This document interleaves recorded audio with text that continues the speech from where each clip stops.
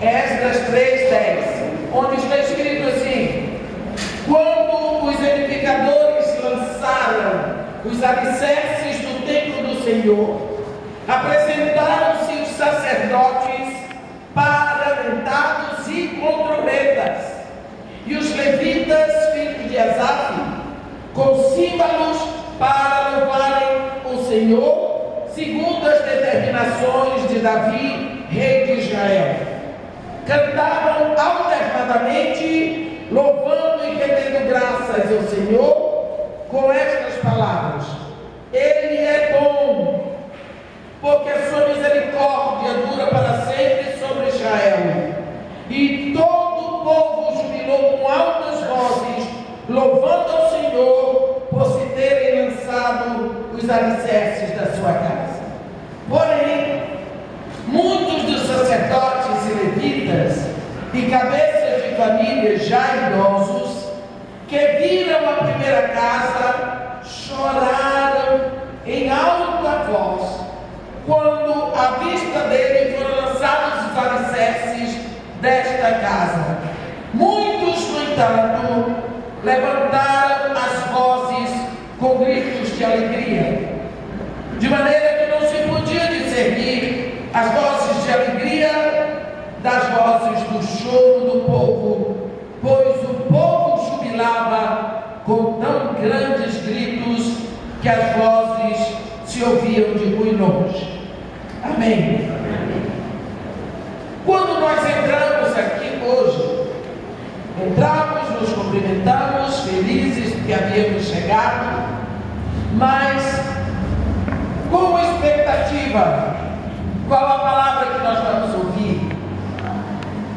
Mas ninguém pensou: será que esse teto vai cair na nossa cabeça?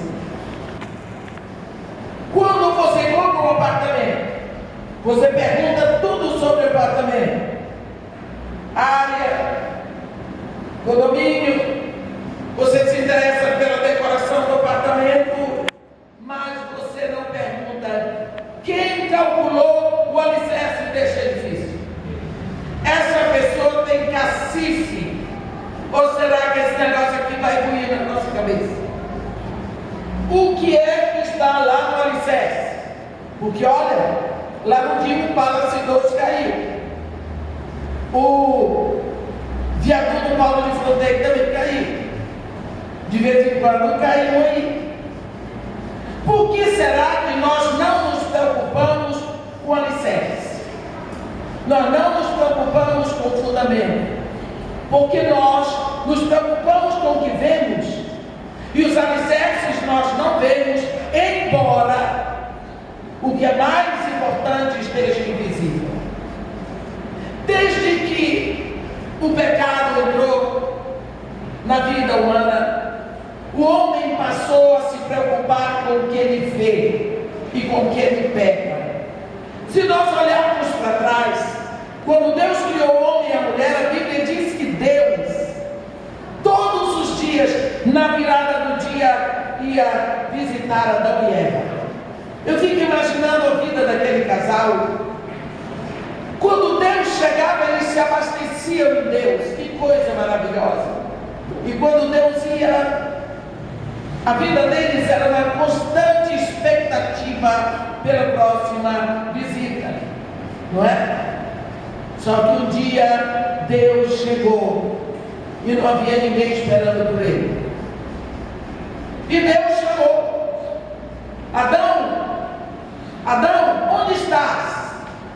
E Adão apareceu de uma forma tão ridícula: muito obrigado. E disse: ouvi a tua voz no jardim, mas porque estava nu tive medo e me escondi. O que aconteceu? Esse homem ontem, tudo que ele queria era estar na presença de Deus. Hoje ele diz para Deus: a tua presença me causa medo. Eu prefiro estar atrás de uma árvore, porque a árvore eu pego, a árvore eu vejo, a árvore me protege, porque eu posso tocá-la, mas a ti eu não posso tocar, então tu me causas pavor. O pecado trouxe ao homem o pavor e o medo daquilo que ele não vê. E Deus você não pode ver. Por isso que é a fé no amor desse Deus que nos faz agradá-lo. Porque mesmo sem vê-lo, nós queremos nos abrir para Ele. Quando nós pensamos nisso tudo, e pensamos é mesmo, eu não estou me preocupando com o fundamento, com os alicerces do apartamento que eu acabei de comprar. Quem será que calculou o alicerce daquele prédio? Jesus Cristo, Ele conta, Ele nos avisa que devemos nos preocupar com alicerces, com fundamentos. Mais ou menos assim, 2 homens, eles compram um terreno e cada um constrói a sua casa. Logicamente, cada um investiu o máximo na construção da casa. Fizeram casas lindas, mobiliaram, pintaram tudo lindo, muito decorado. E um domingo, eles sentam cada um na sua casa para ver o seu time jogar futebol. E eles estão lá. Começou a chover lá fora. E choveu na cabeceira do rio. E o rio começou a transbordar suas margens. E o vento forte vem trazendo a chuva. E a chuva bate com ímpeto sobre as 2 casas. Uma casa foi levada pela enxurrada e a outra ficou intacta. Qual a diferença entre as duas? O alicerce, o fundamento. Uma estava construída sobre areia, foi levada, outra estava construída sobre a rocha e ficou firme. Então Jesus Cristo nos diz que a base, o fundamento, é mais importante do que tudo, porque se nós nos preocupamos em ter um bom fundamento, um bom alicerce, uma base sólida, a rocha, a palavra de Deus, a verdade, então nós podemos construir. Nós não podemos construir o nosso futuro, não podemos construir os nossos sonhos sobre uma mentira, sobre uma quimera, porque tudo aquilo que não tem por base a verdade, a integridade, a justiça, vai ruir, vai embora, não permanece. Quando nós olhamos aqui nessa leitura de Esdras, Esdras aqui nos diz: quando os edificadores lançaram os alicerces do templo do Senhor, apresentaram-se os sacerdotes paramentados e com trombetas. Puxa vida! Você já viu um sacerdote paramentado? Quem já foi católico sabe o que é um sacerdote paramentado. Você já viu o Papa numa missa do galo? Os cardeais, é muito luxo. Não estou condenando ninguém. É roupa muito cara, é coisa muito fina, é tudo muito bonito, é chique. Aquelas roupas todas são copiadas do Antigo Testamento judaico. Então você pensa que aqueles sacerdotes chegaram daquele jeito e com trombetas, e os levitas chegaram. A Bíblia diz: os levitas, filhos de Asaf, chegaram com símbolos. Você pensa, símbolos sonoros e símbolos retumbantes, todo mundo para louvarem, e cantavam alternadamente: Deus é bom, porque a sua misericórdia dura para sempre sobre Israel. E o povo jubilava. A Bíblia diz, em hebraico, jubilar significa gritar, de arrebentar os tímpanos. Pensa que festa é essa? Dá a impressão que eles estavam inaugurando o templo, mas não era. Eles estavam só lançando alicerces. Você já viu alicerce? É muita terra, é muita areia, muita pedra, cimento, lama, ferro. É uma sujeira só, né? Você não tem coragem de botar seu sapatinho de saltos altos, minha irmã. Ou então o seu sapato de couro alemão, minha irmã. Com aquele terno, maravilhoso, você com aquele vestido de festa. E ir para o lançamento do alicerce do prédio. Você vai para a inauguração. Pois os sacerdotes foram assim. Essa festa era muito chique. Alicerces. Que festa é essa? Gritos, cânticos, júbilos. Então, nós vamos chegar à conclusão que alicerce é muito mais importante do que nós pensamos. Deus, desde que pensou no universo, Ele pensou em alguma coisa mais. A Bíblia diz: os céus são os céus do Senhor, Salmo 115, versículo 16. Mas a terra deu a Ele aos filhos dos homens. Lá no início do Gênesis está escrito: no princípio criou Deus os céus e a terra. Pense, você não sabe quantos céus tem, nem eu, nem ninguém, mas a terra sabemos uma. No meio do universo, o planetinha azul ali, separado. A Bíblia diz: a terra era sem forma e vazia, havia trevas sobre a superfície do abismo, e o Espírito de Deus pairava sobre a superfície das águas. Esse pairar no hebraico significa alguém que abre as asas para cobrir, com cuidado, dizendo: aqui ninguém toca, com cuidado. Lá, não sei depois de quantos milhões de anos ou trilhões, não sei, Deus diz: está na hora de começar. Aí Ele vai ali, olha aquele planetinha coberto pelo seu Espírito e diz: haja luz. E houve luz. E depois Deus diz: haja separação entre luz e trevas. E assim, pela sua palavra, Deus vai criando todas as coisas. Mais tarde a Bíblia nos diz: e viu Deus que era tudo muito bom. E só porque era muito bom, agora sim, façamos o homem à nossa imagem e semelhança. O homem sempre foi o sonho de Deus. A terra que Deus tinha no coração era um planeta para o homem habitar. Deus decidiu que em todo o universo haveria um planeta cheio de filhos. E esse planeta era a Terra.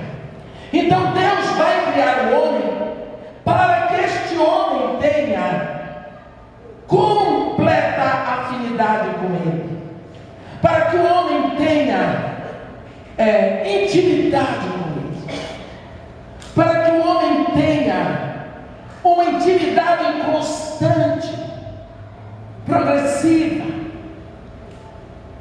E é isso que Deus quer. E Deus, nós sabemos que Ele fez o homem, plantou o jardim, botou lá e teve a queda do homem. Eu costumo dizer que Deus tem uma história com o homem dividida em 3 capítulos. No primeiro capítulo, Deus cria o homem. No segundo, Ele perde o homem. No terceiro, Ele resgata o homem para Ele por toda a eternidade.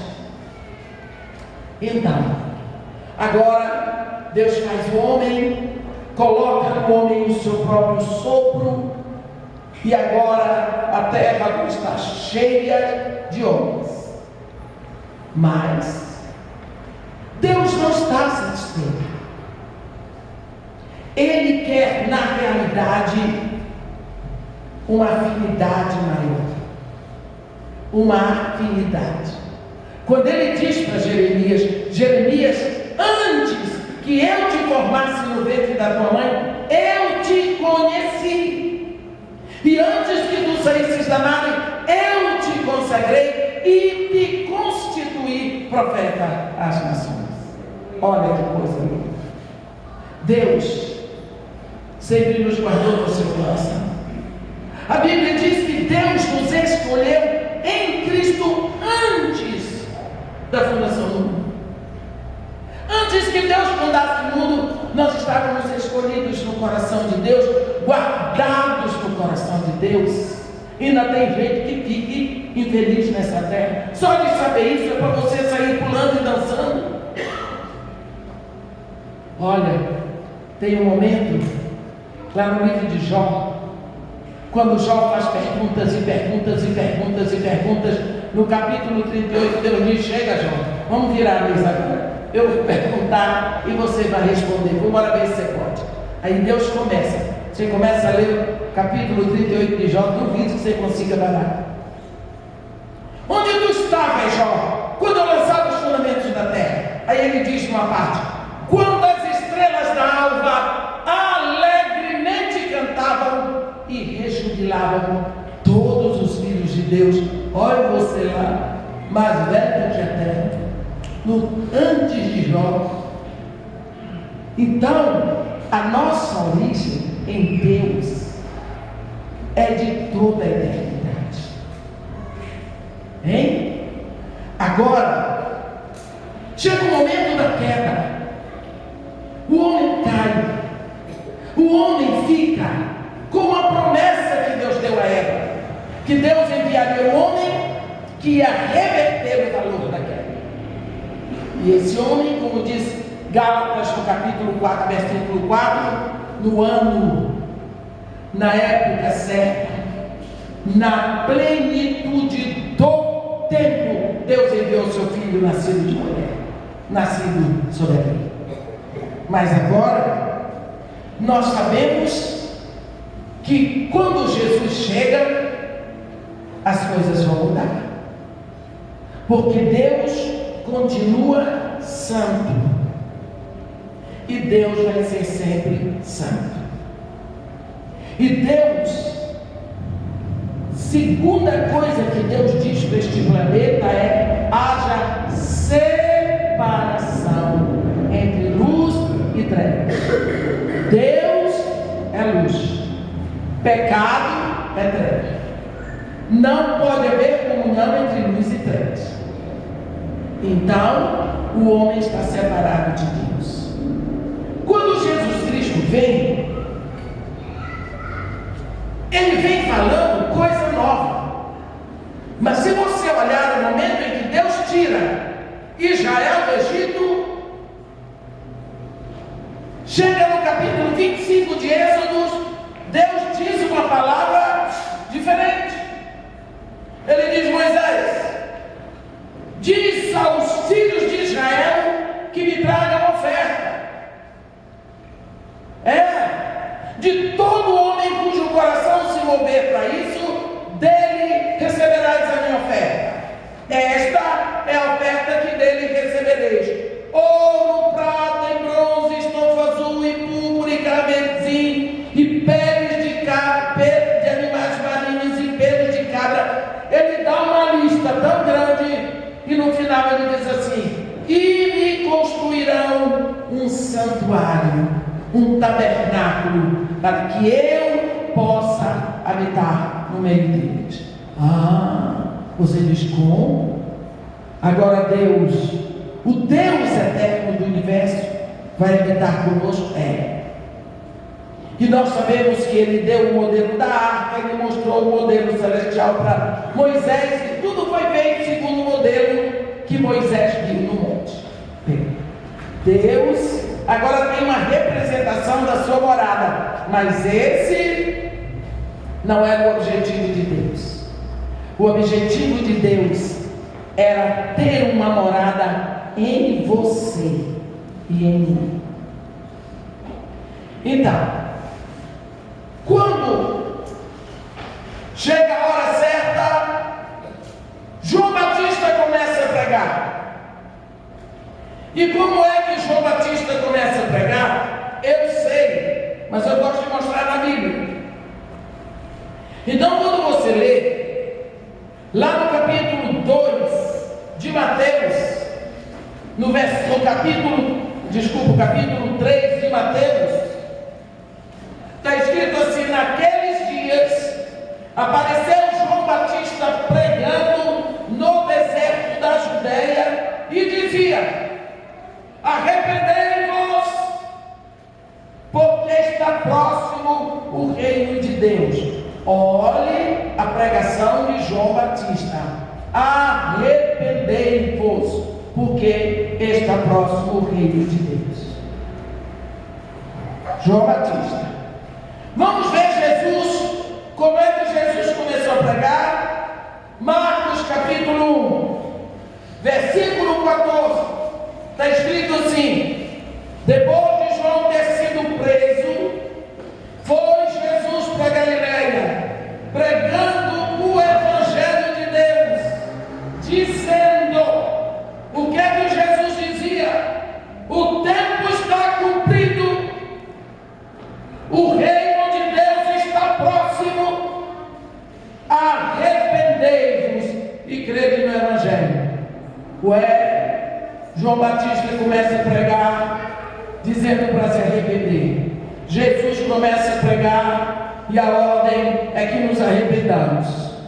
Vamos um passo à frente.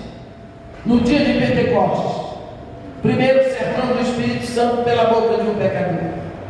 Quando Pedro começa a explicar tudo o que estava acontecendo, citando a profecia de Joel, a Bíblia diz que o povo sentiu o coração compungido e perguntou: e agora? Que faremos? Resposta: arrependei-vos, crede no Senhor Jesus, recebereis o dom do Espírito Santo. A Bíblia manda que se pregue arrependimento para o cancelamento dos pecados. Então, se não tem arrependimento, não existe cancelamento dos pecados. O assunto arrependimento, meus irmãos, é pertinaz, é necessário. A igreja hoje não prega arrependimento, não prega novo nascimento, não prega santificação, porque não dá ibope. Se a gente pregar isso, a igreja fica vazia. Eu me lembro de uma vez que estava pregando sobre arrependimento num congresso grande em Brasília. Desse congresso de 12 mil pessoas, como eu dei a abertura no congresso, preguei 1h30. Arrependimento. Não me deram mais o microfone durante 4 dias para pregar. O rapaz, que era encarregado de vender os DVDs, disse para minha irmã: de 100 CDs que são vendidos 95 da senhora. Quer dizer, a igreja quer ouvir. A igreja quer ouvir e busca ouvir. Arrependimento. Por que arrependimento é tão necessário? Às vezes nós pensamos que para você se arrepender, você precisa chorar, você precisa se babar todo. Não tem nada a ver com isso. Arrependimento é metanoia. E para ver metanoia precisa ver análise, precisa ver uma lógica, precisa ver pensamento, para você chegar a uma conclusão. A Bíblia diz, pela boca de Jesus Cristo, que há muito mais festa no céu, diante dos anjos de Deus, olha, por um pecador que se arrepende aqui. Não é por um pecador que é salvo, não, por um pecador que se arrepende. Jesus diz que há mais festa no céu diante dos anjos de Deus. Então não são os anjos que fazem a festa, é o próprio Deus. Faz a festa diante dos anjos, por um pecador que se arrepende. Então, arrependimento causa festa lá em cima. Por que o arrependimento coloca Deus o Pai para fazer uma festa? Porque se há arrependimento, vai haver a construção de uma intimidade com o Pai. E tudo que Deus quer é a construção da morada dele em nós.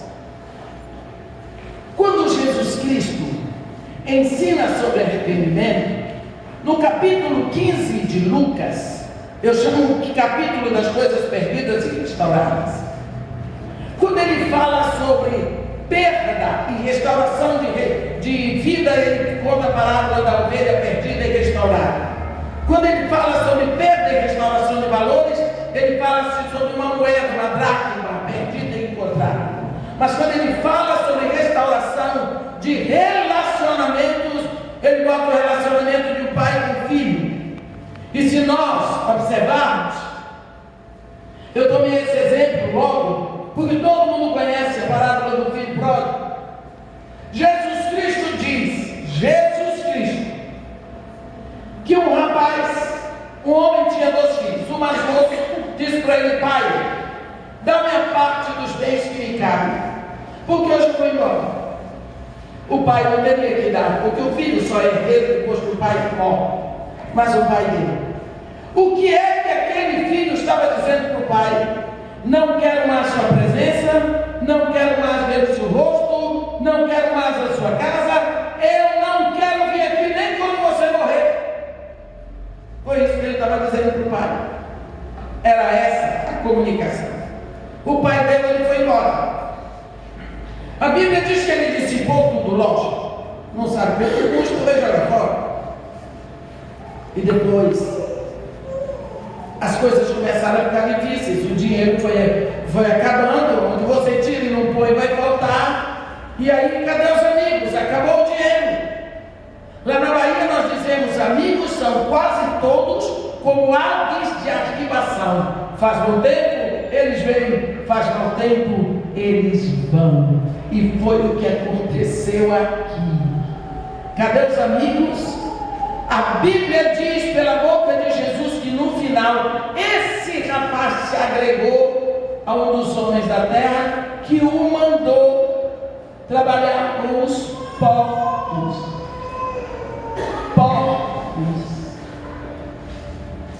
Jesus falando aquilo para judeus, a coisa era muito séria, porque os judeus não comiam porcos. Para nós tudo bem, um salaminho não faz mal, um presunto, um pernil, mas para os judeus daquela época a coisa era muito séria. Esse rapaz ficava lá olhando os porcos comerem, mas nem a comida dos porcos era possível para ele. Agora você pense aonde Jesus chegou. Ele nos apontou o momento mais degradante de um homem. É o momento em que ele está pior do que o porco, porque ele ficava olhando o porco comer e desejava saciar a sua fome com a comida do porco, mas não tinha. Esse é o momento mais degradante da vida de um homem. Ele quer satisfazer a sua necessidade com aquilo que satisfaz ao corpo. Quantas pessoas têm entrado nessa degradação, indo ao final, se degradando como um porco, e no entanto são feitos à imagem e semelhança de Deus. Jesus disse que quando ele estava assim, já nesse último estágio, ele caiu em si e começou a pensar: aonde? Lá na casa do meu pai. Gente, casa do pai. Ele começou a fazer uma comparação. Começou o processo que encaminha ao arrependimento. Puxa vida, quantos trabalhadores na casa do meu pai tem pão que coma? E eu aqui, nessa situação. A Bíblia não diz quanto tempo esse rapaz passou pensando nisso. Mas cada vez vinha mais forte. Cada vez vinha mais forte. Cada vez vinha mais forte. E ele chegou à conclusão: o meu pai trata tão bem aos empregados, que vale a pena ser empregado dele. Mas como que eu vou voltar para o meu pai? Depois de tudo o que eu fiz, o que é que eu vou dizer ao meu pai? O que foi que eu fiz? Primeiro de tudo, eu peguei contra o céu. Na palavra de Jesus Cristo, o pecado que nós achamos que é contra o pai e contra a mãe, primeiro é contra Deus. Por quê? Quando eu vou falar com Edileia. Edileia, quanto tempo de gravidez da Luísa você tinha quando soube que estava grávida dela? 2 semanas? 2 meses, olha, foi ela que disse. Foi ela que disse. Essa moça tinha alguém, uma pessoa dentro do ventre dela 60 dias e não sabia. Você não acha que isso é ridículo? Ela tinha uma pessoa dentro dela, mas ela não sabia. Quantas pessoas só descobrem que estão grávidas depois de 90 dias? Por que a Edileia não sabia que a Luísa estava lá? Porque não foi ela que fez a Luísa. Ela não escolheu você, Luísa. Mas você também não escolheu a Edileia. Meu filho, meu irmão, você não escolheu os filhos que você tem. Você não escolheu os pais que você tem. Mas os seus pais também não escolheram você. Isso é uma arrumação do Deus Todo-Poderoso. Ele determinou que para ele trazer um homem, uma vida aqui na terra, um homem e uma mulher têm que deitar juntos. Esse é o princípio. Por quê? Um homem com outro homem são 2 homens. Uma mulher com outra mulher são 2 mulheres. Mas um homem com uma mulher formam uma só carne. Então esse é o princípio de Deus. E no momento que um homem se deita com uma mulher, ele está abrindo a guarda e as portas para que Deus possa ou não, queira ou não trazer a nenhuma vida. Mas quem determina esse momento é Deus. Por isso, quando você falta com respeito e a honra ao seu pai e à sua mãe, você está faltando primeiro a honra com aquele que inventou a situação, e foi Deus. Se Deus colocou você ali, quem é você para criticar? Ah, mas Deus me botou para nascer em Botucatu. Olha, glória a Deus. Deus me botou para nascer onde? Em Londres. Glória a Deus. Mas Deus podia ter me posto para nascer de uma mãe que fosse muito culta, mas não botou, ele tem uma obra para fazer. Mas foi Deus que inventou você. Então, comece a se mover nessa onda. Então, o filho pródigo, no pensamento de Jesus, primeiro declarou: primeiro eu pequei contra os céus, e depois contra ti, meu pai. E eu não sou digno de ser chamado teu filho, porque tu és tão bom, tu tratas tão bem teus empregados, tu não deixas ninguém passar fome debaixo do teu teto. Eu não sou digno de ser chamado teu filho. Quanto tempo esse menino passou para chegar a essa conclusão?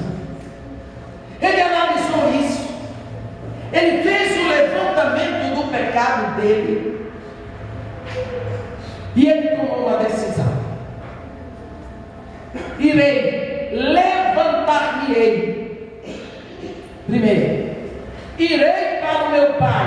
Segundo, e lhe direi. Terceiro, o que é que eu vou dizer? Pai, pequei contra os céus e contra ti.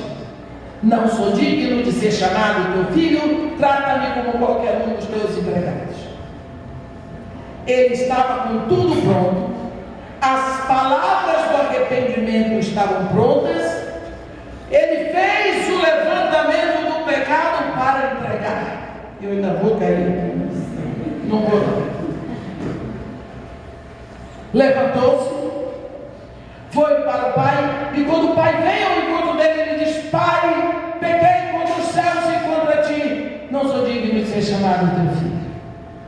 Ele entregou ao pai as mesmas palavras que ele tinha levantado. Ele fez o levantamento do pecado. Isso se chama palavras de arrependimento. Qual foi a reação do pai dele? Matem o novilho cevado, tragam roupas, tragam anel, porque o meu filho que estava morto reviveu, ressuscitou. Meu filho voltou. Nunca você vai ver esse pai reclamar do que aconteceu. Como Deus que diz: para contigo usarei de misericórdia, e dos teus pecados jamais te lembrarei. O que foi que aconteceu? O arrependimento anulou o pecado. Com palavras de arrependimento. Vamos ver um outro exemplo no Antigo Testamento. Nós sabemos que quando Deus tirou Israel do Egito, Deus fez uma aliança com Israel. E a aliança na Bíblia é casamento, é pacto. E por essa aliança, Deus se torna o provedor, o amparador da nação Israel. E na linguagem de Deus, aquele que ampara, que provê, que cobre, é marido. Por isso Jeová se torna o marido da nação. Saem do Egito, eles têm uma longa lua de mel pelo deserto, e durante esses 40 anos, esse marido da nação vai se dando a conhecer à nação. E como todo marido tem o desejo de dar um lar para sua esposa, Jeová também quer dar um lar para a nação, sua esposa. E ele diz: quando vocês entrarem na terra que eu dou a vocês, vocês vão beber de poços que não cavaram, de vinhas que vocês não plantaram. Eu vou mandar a chuva na medida certa, o calor do sol na medida certa, tudo perfeito. Quando eles chegam para entrar na terra, Deus diz: hoje eu dou nos céus por testemunha diante de mim, de que eu vos propus a vida e a morte, a bênção e a maldição. Escolhei, pois, a vida, para que possais viver vós e os vossos filhos. Não se misturem com os deuses dessas nações. Não me traiam, porque eles vão expulsar vocês da casa de vocês. Não deu?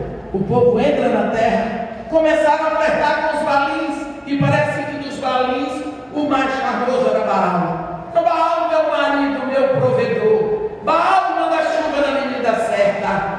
Baal manda o calor do sol na medida certa. Baal nos dá campos amarelinhos de trigo, amarelinhos de milho. Olha, Baal é o Deus daqui, é o Deus de Canaã. Jeová, o Deus de Abraão, é o Deus do deserto. Ele provê lá no deserto aquele maná igual todo dia. Que isso? Mas aqui é Baal. E Deus mandava profeta. E Deus mandava profeta. Mas quem quer ouvir profeta? Se profeta chama o povo para arrependimento, quem quer se arrepender? As coisas do mundo são muito mais atraentes. Por último, Deus me chama um homem santo, Oséias, e diz para ele: Oséias, você vai tomar uma mulher prostituta e vai casar com ela. Para ver se esse povo entende, vendo o homem santo casado com uma prostituta, que existe um Deus santo em aliança com uma nação infiel, uma nação prostituta. Não adianta. Lógico que não adiantou. Bem, para encurtar a história, Israel é levado ao banco dos Jebus. e ela é condenada por adultério, por infidelidade, e ela recebe uma pena capital, pena de morte. Porque quando Deus começou a tirar as coisas, Deus disse: então não vou dar mais campos amarelinhos de trigo inimigo, eu não vou mais mandar o sol na medida certa, a chuva, porque eles estão atribuindo tudo a Baal. Deus começou a frear a bênção. Eles foram buscar ajuda no Egito, não conseguiram. Começaram a fazer ídolos. Cada um passou a ter seu deusinho para fazer oferta para o deusinho deles. Resolveram o que tinham que fazer, uma aliança com a Síria, porque uma aliança com a Síria naquela época parecia muito vantajosa. Por quê? Porque a Síria era a nação da maior cavalaria. Então nós vamos para lá todos montados nos cavalos assírios. Não adianta. Então, quando eles já estão nesse ponto final, eu gostaria que você abrisse a sua Bíblia no livro do profeta Oséias, no capítulo 14, que é o último capítulo de Oséias. Oséias